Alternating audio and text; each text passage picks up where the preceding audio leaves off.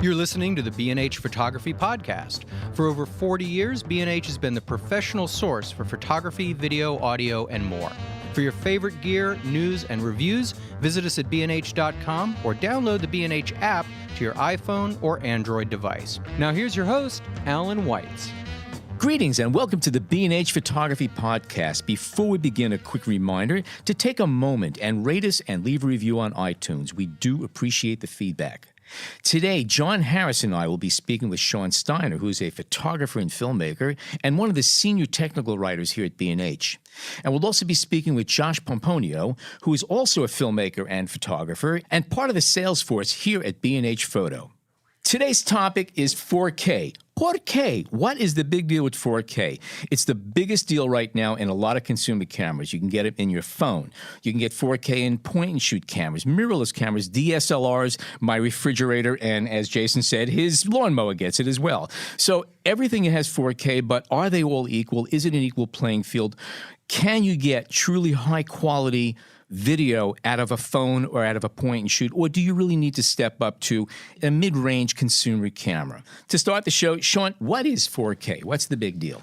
4K at its most basic is defined purely by resolution, and it's either UHD 4K or ultra high def, which is 3840 by 2160, or the more cinema DCI 4K, which is 4096 by 2160.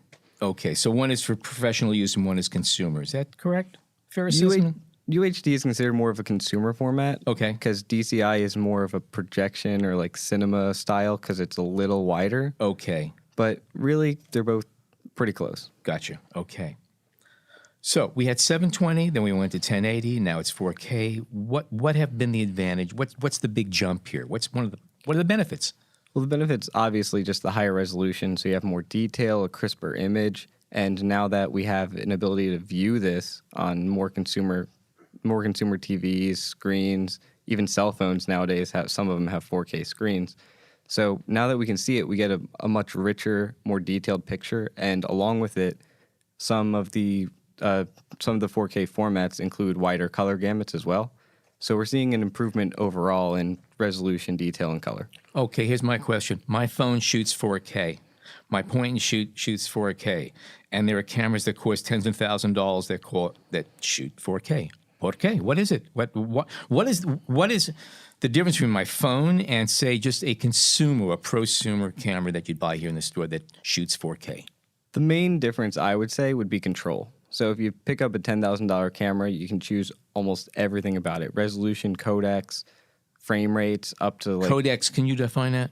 Codec is basically a compression format or style, just how the camera actually processes the video and saves it. Okay, thank you. Okay. What about image quality between each of these? I mean, obviously a phone has a very small sensor and a prosumer camera has larger sensors. Is it as big a difference as it is with still? I know with a still camera, if I have a micro four thirds, full frame, APS-C point and shoot, I could see the differences. And what about with 4K video between these devices? Is it as big a difference? It certainly can be. I don't know if it's as big a difference all the time. It just tends to be, if you have a smartphone, you're very limited in control and what features it has. And then if you have a Red, you're going to have sky's the limit, raw video and everything. Not necessarily sensor size making the biggest difference, although it does have a huge impact. Do you see the differences in shadows and highlights as much as you would with still imaging? You definitely can, especially since on low smartphones and stuff, you're working with an 8-bit codec, which means that you're very limited in your gamut, like a JPEG versus a RAW. Mm-hmm. So if you're shooting with a Red with a higher bit depth, then you have more information, more color, and you can pull more out of that. But if you have a smartphone or point and shoot or even mirrorless and DSLR are limited, then you're not going to be able to pull your highlights and shadows as far. Okay, gotcha. So Josh, do you have any, do you agree? Are you on board here with everything Sean's saying? Or yeah, everything he's saying is right on the money in terms of specs. In terms of actual use though, I don't know. Kind of the underlying question of this podcast is, why is 4K in a point-and-shoot camera? Mm-hmm. And is there a reason for 4K to be in a point-and-shoot camera? And if there is a reason, what is that reason? And can you really utilize what 4K has to offer in the form factor of a point and shoot camera. And can I qualify that a little bit by adding to that? As Sean brought up, it has to do with control between a lot of these cameras. At what point, at what level, do you now have a camera that you can start adding, I guess, peripherals to them for better audio or control or whatever? At what point, like my phone will do 4K, a lot of point and shoots do 4K, but at what point along that food chain do you finally get a camera that is controllable to a point where it's a consumer camera, but you can do serious stuff with it? I think as soon as you can start adding lenses to it, then you're getting more control, because you're able to then control the lighting. You're getting more shallow to the field, which is what a lot of filmmakers want. They want that, want to shoot everything at 1.4, that background very blurry. And then that allows you to kind of think differently and get, better lighting. There's more to getting a good image than just the sensor or the codec. Lenses matter, lighting matters. Even story matters. I think people forget that in this kind of day and age where everyone looks at text and specs and things like that. People forget the story part is just as important. You're talking crazy. That's just no, that doesn't make any sense. What a concept. But for example, then you have like the Cybershot, the RX10, Mark III now, Right? Which by most acclaim, it has a very good lens, but it's a fixed lens. It's not coming off. You can't change it. Are you going to be able to do something with that? Is someone who takes that out and tries to shoot, even if it's a clip, not a movie, let's say, are they going to be able to get good results with that? I think the talent has to be there behind the camera. The camera is only a tool. If you have a good imagination and if you have good everything else, then yeah, the camera can get anything for you, but it doesn't have to be a 4K camera. Sometimes it could be a phone. Sometimes it could be anything else, No, we get that. I mean, you need the talent, you need some thought process behind it. So let's assuming that's there or it isn't there. Is someone who has the talent and wants to make something, are they ever going to buy an RX10? Probably not. They're gonna, if only for egotistical reasons, they're going to want to get the better camera. They're going to get some of the interchangeable lenses. They want to get a more name brand or a recognized brand camera. And the flip side of that is someone who has an RX10 or a similar camera, and even if they're not intending to make a great piece, but they do want to put something nice together, let's say for their kids' show or their soccer game, whatever it happens to be, will they be able to do it with that camera? Yeah, probably. Yeah. And where would they end up screening it to get the? They're probably just going to be watching it on their phone or their laptop. A lot of TVs, there are 4K TVs out there, or UHD TVs, I should say, but not everyone has one. Right. That's Also, the problem. when 4K first started making its big debut, there was very few devices to actually watch them on TV. Right. If you go to the store now, are there more viewing options for 4K? Yeah, for sure. Actually, at the Panasonic kiosk, which is where I am primarily, there's a 4K tablet on display that has all 4K content that is shot by Panasonic cameras. So you're seeing, it's a little bit higher end of a tablet, but there are options there that aren't just the TV. So 4K is also driving other product sales. Yeah, for sure. Okay. But on a tablet, we're talking about the size.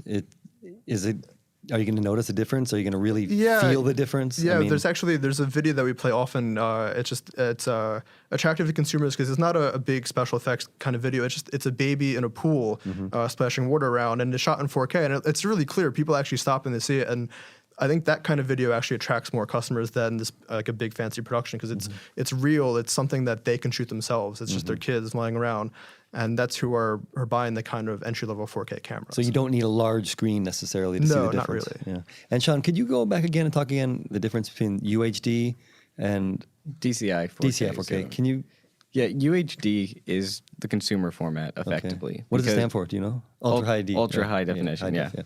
And basically, it just fills the 16:9 aspect ratio that we've come to know for all TVs since we've moved to high definition. And basically, it's just double full HD, which means that it has 4 times the resolution. DCI is more of a projection format. I don't want to say that because they project in even wider and wider, but it's just a little bit wider, and it gives you more of that cinema look.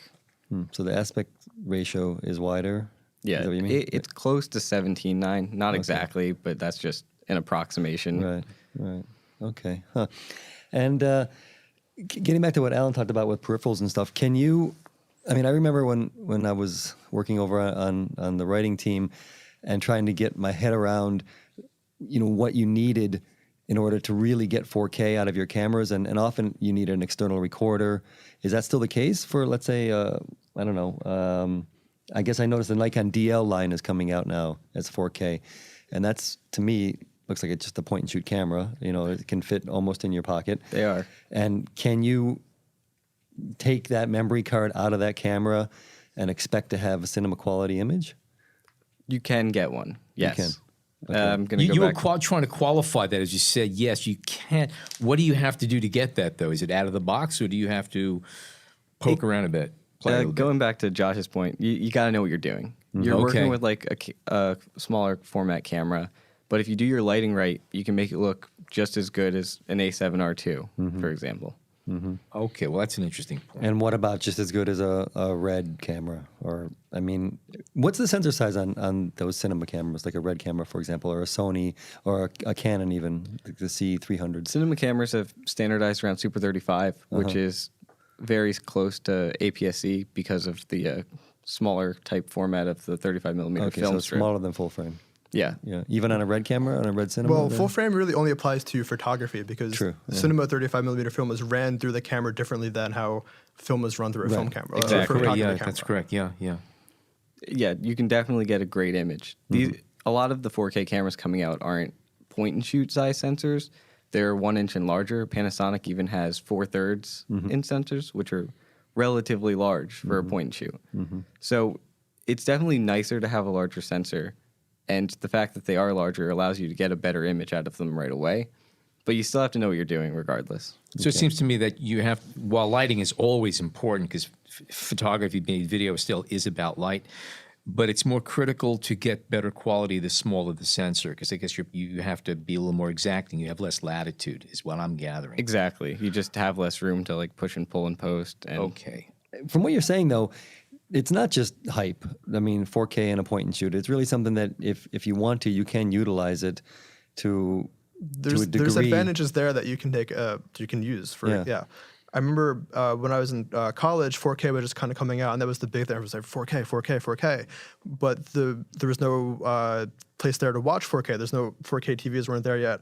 So the big thing that we were kind of fed in class is that you want to shoot 4K, but then export to 1080 or 720, because then you're losing less resolution. And I think people are still doing that today because, you know, when you're looking online, not really on your computer screen, you're still not getting 4K. You're uploading to YouTube, Vimeo. You're still compressing a little bit. So if you're doing more higher end work, it's good to shoot with that higher resolution to color grade and then export it to a little bit lower resolution, because you're losing less than if you start at 1080 and then save the And 1080. who's going to do that? Let's put it that way. I mean, how much time does that take? And That takes a while. That's something that only, you know, entry-level professionals and, you know, independent filmmakers, students are going to be doing. Right. Your soccer moms, things like that, aren't really going to be taking the time. I think we should to do that. probably get away from this. Is that a derogatory term? I mean it in sincerity. No, I understand. It's okay. Parental unit with video camera. How's that? Exactly. Or soccer dad. If you Soccer like. dad. Yeah. Soccer person. Soccer person. yes. Let's just, you know. But let's say you do want to make your first film, or you want to start down that road. What of these cameras would be valuable to you? Anyone you want to chime in? I mean, at what level could you start? Would you start with one of the Sonys, or even the Panasonics? Yeah, that's kind of what I was or- getting at. If you were serious, like, Right. where's the threshold where you're saying, okay, now I can plug in auxiliary mics, I could put in headphones, I could use whatever it is that you need to have the controls that Sean was referring to, that the bigger cameras have. Again, start playing with them. Personally, I like the GH4. You know, it's been around for a while. Panasonic. Yeah, the Panasonic GH4. And I like it because it's not a large APS-C sensor like, you know, some of the Canons, things like that. Micro Four It's Thirds. a Micro Four Thirds. And why that's important to me is I can actually use older cinema lenses that cover the 16 millimeter film size plane. And that gives you a kind of a different look than modern lenses give you. So 16 millimeter movie film is the frames are about the same size as the It's a Micro little Four bit Thirds? smaller. Some lenses do cover, other lenses don't. That could be another. I mean, you talked about that in a previous podcast. I like the GH4 because the images I've seen that have been graded, color graded, to work on post, really look like film, like actual 35 millimeter cinema film, as opposed to just video. And I think that's an important distinction to make if you're making a project. You wanted it to look like something cinematic and not a television project. One thing that I really like in terms of entry-level cameras, I would give two options probably. And one of them would be the RX10 or FZ300 type, Sony and Panasonic. Because if you're just starting out and you don't have a collection of lenses already, everything to like put on it or adapt, or you don't really know that much, it gives you everything you need. Right. You have a lens that goes from 24 to 600. 200 or 600. Or longer, yeah. And you can do everything you want, and you can learn without having to buy a bunch of expensive equipment or anything. And they can also take like mics and everything like that if you want to expand later. And then also, if you just want to jump right in, probably a mirrorless camera like the GH4 or A6300 are also great options. And I'm hearing a lot about the A6300. Yeah, I was just going to say that camera keeps coming up. yeah, they did a great thing. They put it at a great price point, great features, and it's been looking like it's performing really well. Well, get back to the GH4 for a second. I mean, that was kind of the first mirrorless 4K. Is that true or no? I believe so. Yeah, And it came out I think in 2014. Is it only 2014? Yeah. Okay. Only 2014. Yeah, it seems like it's been around for a while though, because it seemed to kind of make a big splash. I mean, and of course we've had the A7 series since, which maybe made a bigger splash. But what's next for Panasonic? How come they haven't like brought out the next one, or what have they brought out? I know there's the GX8 and others. They brought around essentially mini GH4s with like the G7 and the GX85. I think pretty much all of their line now does 4K, and I think that's what's really great about Panasonic is that it allows everyone to have the newest technology, the newest tools. I like that, anyone that can, I think $500 you can get the ZS60 that shoots 4K, and that could be even like very entry level, for a high school kid who has dreams of making movies. That's what's great about Panasonic is that all their cameras do that now. In terms of what's next, I'm on the rumor sites all the time. The GH5 maybe, who knows? 4K, maybe 6K. People are waiting for that GH5. People are waiting for the GH5 because the GH4 is so old. They're wary of buying it now because all the rumors say, oh wait, maybe don't wait. Right. That's But say for that high school kid, and I know this podcast is primarily about point and shoot cameras and to some degree mirrorless. But if you were that high school kid, wouldn't it be better to, let's say, buy a less expensive DSLR that you could put lenses on and shoot in 1080, as opposed to jumping to 4K and a point and shoot?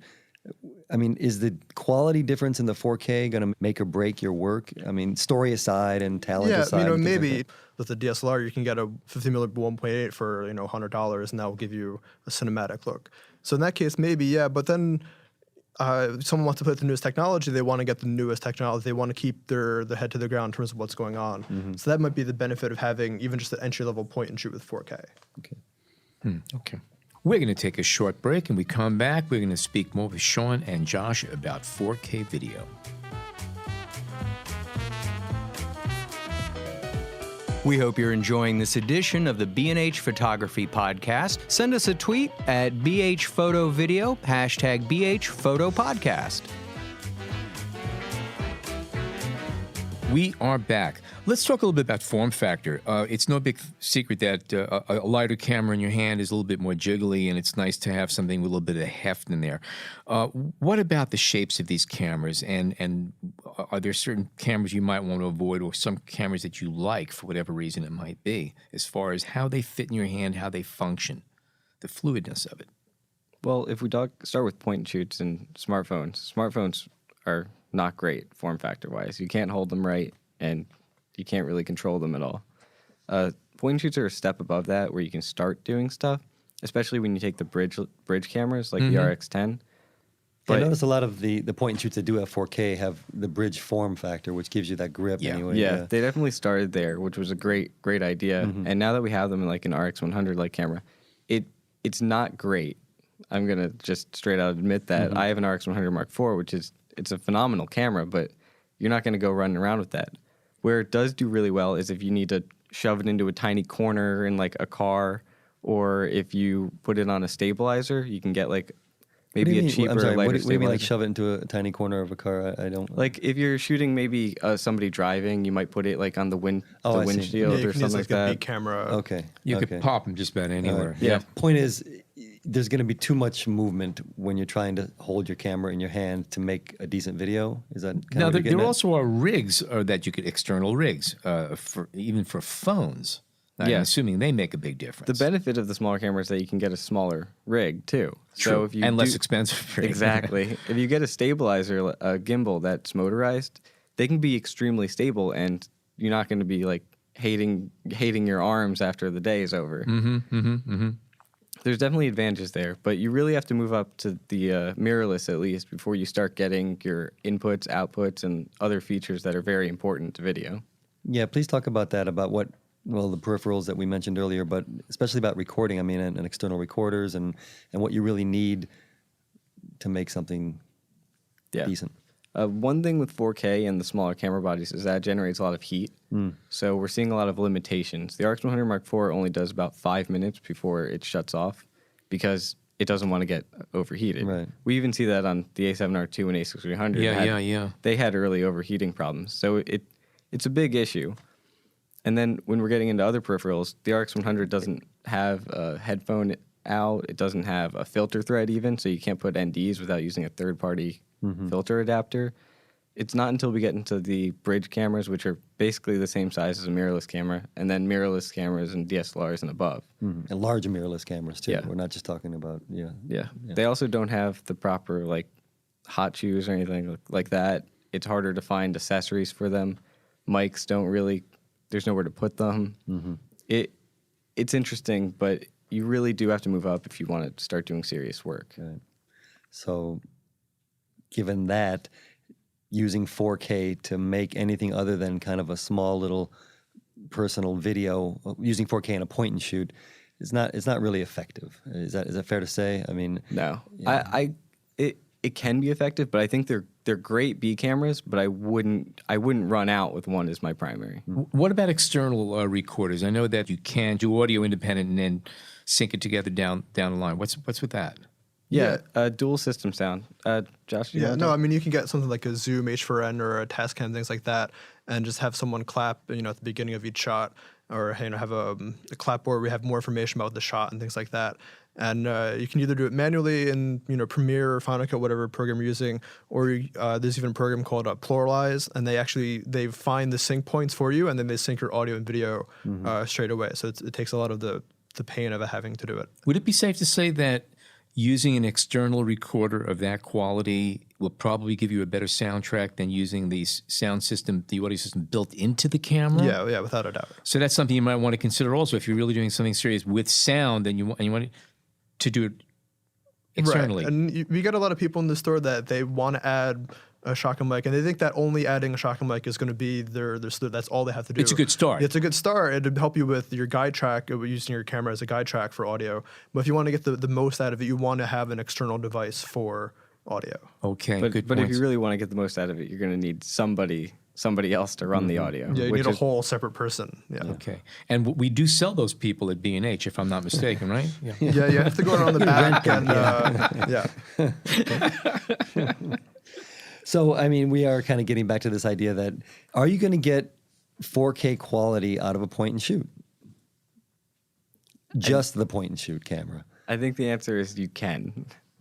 If you buy this, and that, you and you have Yeah, an assistant. 4K opens you up into a whole other market where you have to get all these other accessories to complement just the 4K. So let me ask you, if you were to get, say, the GH4 you mentioned, Right. and you deck it out with the external audio system and all the things you need, the right stabilizing system, okay, how does that ultimately compare to the cameras that cost 10 times, 20 times that amount of money? What, at the end of the day, when you're looking at the image quality, what's the difference between that affordable camera and the serious camera? I've been following 4K and resolution and all the tech battles for the last few years, and quite frankly, it all looks the same to me, unfortunately.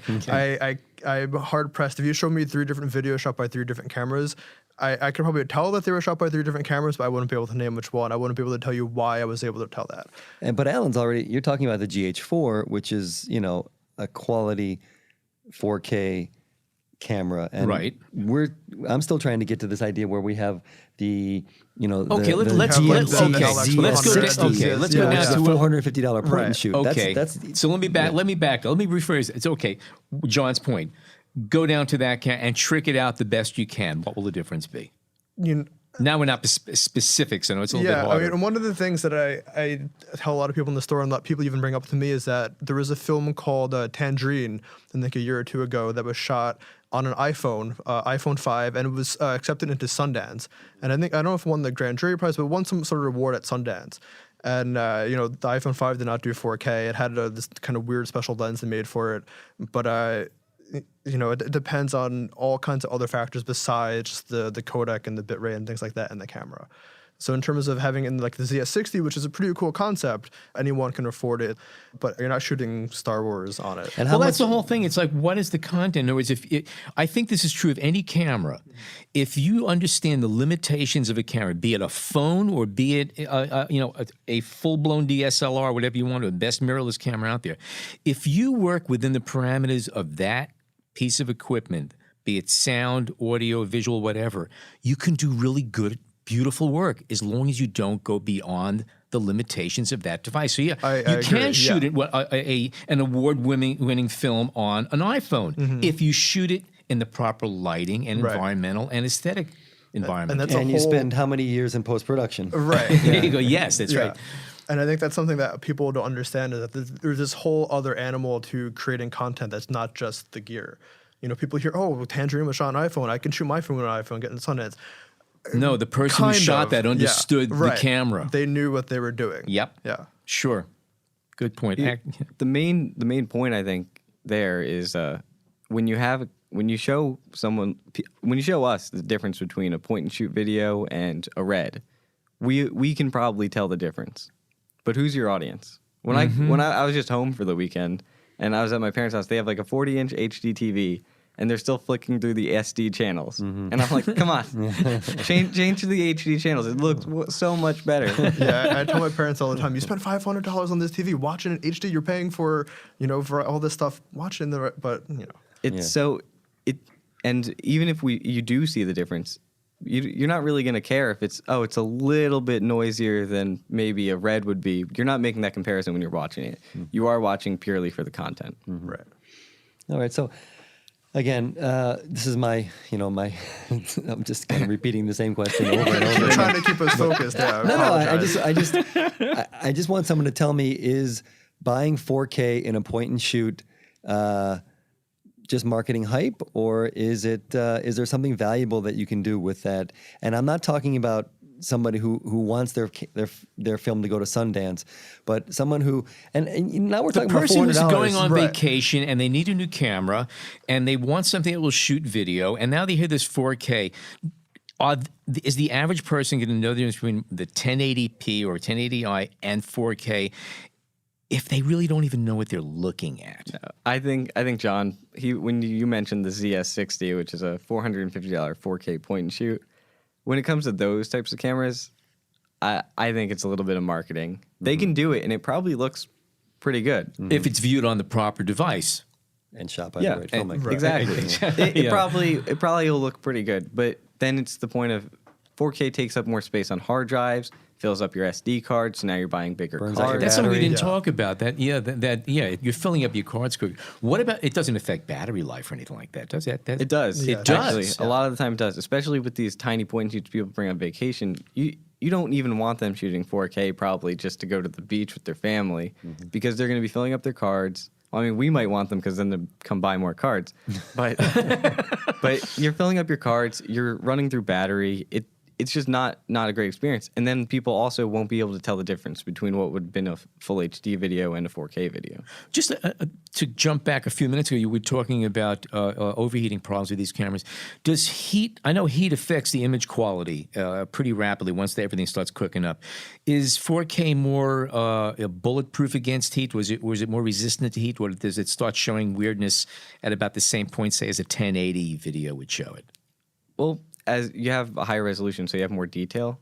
So you can, if you show it on a 1080 screen, Yeah. it'll hide it better, but it'll probably hide it to the same amount as a full HD video would. Okay, all right. But now, if you zoom in, you might see it faster than you would on a 1080, which doesn't have that clarity. Okay, gotcha. All right. It depends on the camera, though, because I think at 1080, if the camera is a certain temperature, you're going to see it regardless of the resolution. Yeah. So let's do that. Let's talk cameras a little bit specifically. I have a list here of the point and shoot categorized cameras with 4K, and maybe you guys can just give me your thoughts on them as I go down the list. Jason, give him a drum roll on this. The RX100 Mark IV, the RX10 III Mark III. Let's start with those two, the two Sony Cybershots. In the RX10 too, and the RX10 II. You're right, absolutely. I mean, they're great cameras anyway. We've talked about them in the past, and everyone knows they're good cameras. But in terms of 4K, would it be? I mean, you have the 4K, so at least you have it. That's good. It's there. I actually know someone who uses the RX10, which I think the Mark II, as a B camera. Yeah. So they're using Sean's got it right there, they're yeah. using it professionally. They're not using it as their main camera, but they are using it semi-professionally. They get B shots, things like that. Okay, all right. Their second camera. Yeah. And it edits smoothly. You don't see jarring jumps of imagery. Yeah, I mean that also depends on grading. That's a whole other topic of discussion, I suppose. I use the RX100 Mark IV as a B camera for my A7R II because I can set up the picture profiles just like the A7R, and then I can have it in my bag if I ever want to throw a second shot up, and I can stick it wherever I want, pretty much. And you're comparing a 1-inch sensor to a full frame, so that's a pretty dramatic jump. Yeah. Okay. But a lot of it has to do with color grading and in post. If you can make it work pretty well. Okay, the Panasonic Lumix line, I'm seeing the FZ300, the ZS100, the FZ1000. Those are a little higher end. And then you jump down to the ZS60 and the LX100. Josh, you work with Panasonic a Yeah, lot. I mean, I would put the LX100 actually in the higher end because it has the micro four thirds sensor, the same size as a lot of their mirrorless. The FZ1000 is pretty cool. It's similar to the Sony. It has a 1-inch sensor.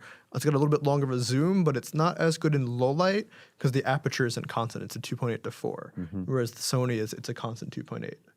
And if you were to look for a 4K, any of those 4K point and shoot? Yeah, the LX100 is definitely the top of the point and shoots because it has a larger sensor, a little bit better of a lens, pretty good viewfinder, and has a little bit of a retro thing to it. It has the shutter speed dial on top and aperture on the lens, so it's very easy to control manually. Full manual control, yeah. Okay.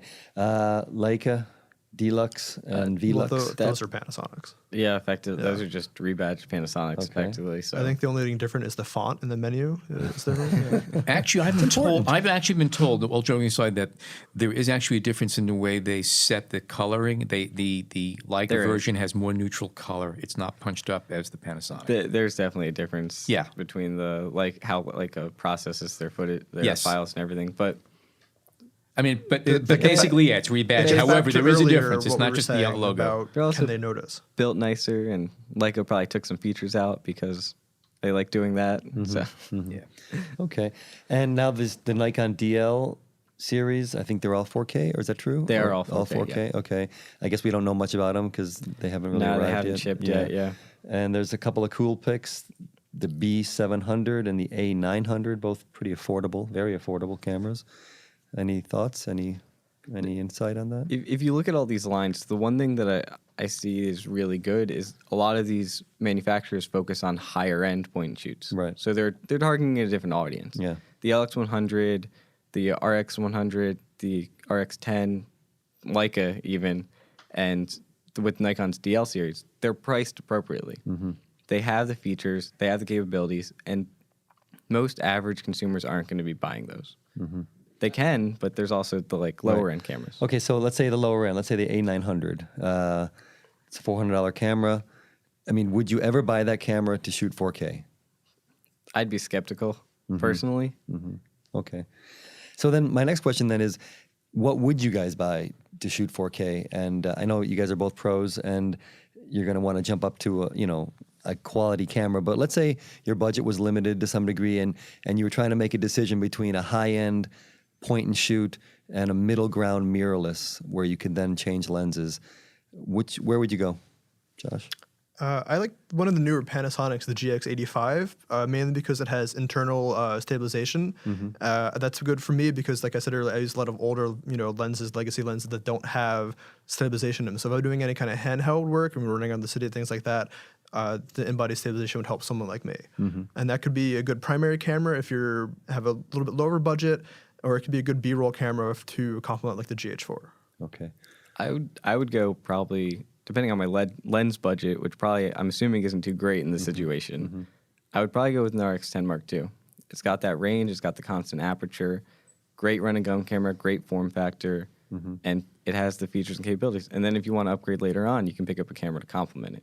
Okay, so but that's a fixed lens camera. Yeah, yeah, exactly. Okay. All right, so you'd stick with the point and shoot, as it were. Yeah, and the A6300, I know you used that. That's taking it to another level, or You definitely jump up. Like if I was choosing a camera, I would choose A7R2, A6300. It would be my top choices for that price range. But if I was limited in budget and like what I could do, I would definitely seriously consider the RX10 Mark II. okay. Sounds good. All right, and then I guess we'll wrap it up with where are we going with high resolution digital? Is 8K right around the corner, and 4K is going to be the Should we wait for 1080? 16K? That's what I want to know. I mean, there's always going to be the next best thing that some of the REs, the higher end do 8K, 6K, things like that. Red has, I think, an 8K camera now too. Yeah. Panasonic, the rumored GH5 is even supposed to do maybe more than a 4K or something like that. At So what we'll point see. does it not make a difference based on the resolving power of our eyes? I think 4K. Yeah, I think we're at it now. Okay. Because when we jumped from SD to HD, everybody agreed that was nice. It was a very nice jump. And now that we've gone from full HD to 4K, you can see the difference, and it affects with like consumer devices, TVs, even phones, because you're looking at it so close. But I think now we're getting to the point where you don't need much more. Okay. Yeah, I don't think the consumer is going to be able to keep up with the emerging technology, upgrading a TV every 3 years or 2 years or something like that. And I guess what is a 4K point and shoot missing to become the go-to camera for your soccer moms, people, besides talent? It needs the larger sensor and a good lens. And If you're talking about consumers, I think it's more you need the infrastructure behind it. Yeah. You like they're not going to go home and throw 4K footage into Premiere Pro and start cutting their footage for the next 3 hours and then export it and make sure everything is good. I think that's the limiting factor. And then a lot of people also don't have 4K TVs yet. Right. I don't even have a 4K screen in my house yet, in my apartment, and I shoot this. But you know it's there. I know it's there. One of the big advantages of 4K is that you can pull a still image out of it and get a good print. So that's pretty important to me because screen grabs earlier than that, they were terrible pictures. They were usable for the net, but now all of a sudden we could do a screen. We could grab one frame from a video stream, and it's actually photo quality. So that's kind of a game changer in the way I see it. And how is that going to be affecting cameras down the line? I have a feeling like right now you'd buy a still camera that shot video. Now they're doing better video. Do you really still need a still camera if you have a 4K camera? It depends on what you're shooting and where you're going to be viewing your content. Panasonic was, I think, the first to introduce the kind of 4K photo mode in their cameras, where you can actually, in the camera, save a frame of video as a photo. And there's ways that you can do pre-burst and different burst modes, things like that. So if you're doing a lot of sports shooting and you want to get really precise action shots, you can essentially shoot 30 frames per second. And that you want to talk about, precise. That's going to be very, very precise. The major limitation compared to a stills dedicated camera would be probably resolution. Right. Because 4K, while it's high for video, it still equals about 8 megapixels when it comes to stills. Okay, so you have an 8 meg file coming out of that, which is enough to do an 8x10 print, high quality, roughly. Yeah, it's a nice size file, especially if you're a consumer and you're shooting like a soccer game, your kid's soccer game, and you just want to make sure you get the right shot. It helps. It can be a huge asset. But if we're talking about a real photographer who's selling prints and everything, I don't think it's going to cut it, especially since it's limited to just effectively JPEGs. Oh, right. Okay. Well, so the point is for that consumer videographer, it would be to buy a camcorder in 4K and then pull a still out, because mostly we're talking here about, primarily still cameras. So is that kind of what you're getting at, or? You can do both. Yeah. I think since still cameras are the focus, it's interesting to see it on still cameras where it's actually probably better, I think, because people are actually going to be having that mindset of wanting a still instead of a video.